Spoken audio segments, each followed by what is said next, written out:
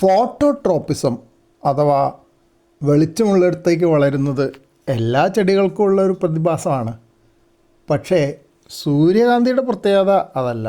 പൂക്കളാണ് സൂരജ് മുഖി അഥവാ സൂര്യമുഖി എന്ന് ഹിന്ദിയിൽ പറയാൻ കാരണം പൂക്കൾ സൂര്യനുള്ളിടത്തേക്ക് തിരിഞ്ഞുകൊണ്ടിരിക്കും.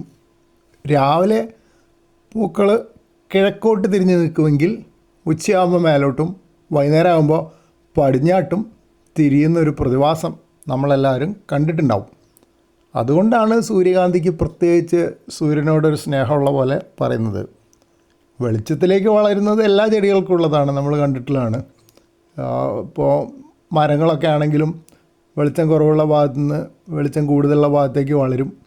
അത് ഫോട്ടോട്രോപ്പിസം, പോസിറ്റീവ് ഫോട്ടോട്രോപ്പിസം എന്ന് നമുക്ക് പറയാം.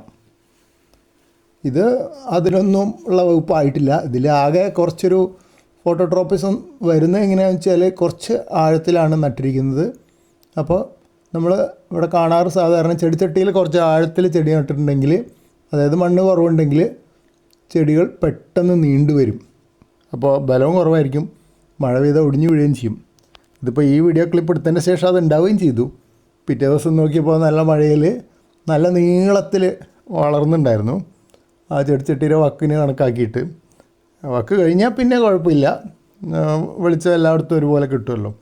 അപ്പോൾ അത് മഴ കൊണ്ടപ്പോൾ ഒന്ന് രണ്ടെണ്ണമൊക്കെ ഒടിഞ്ഞു വീഴുകയും ചെയ്തു.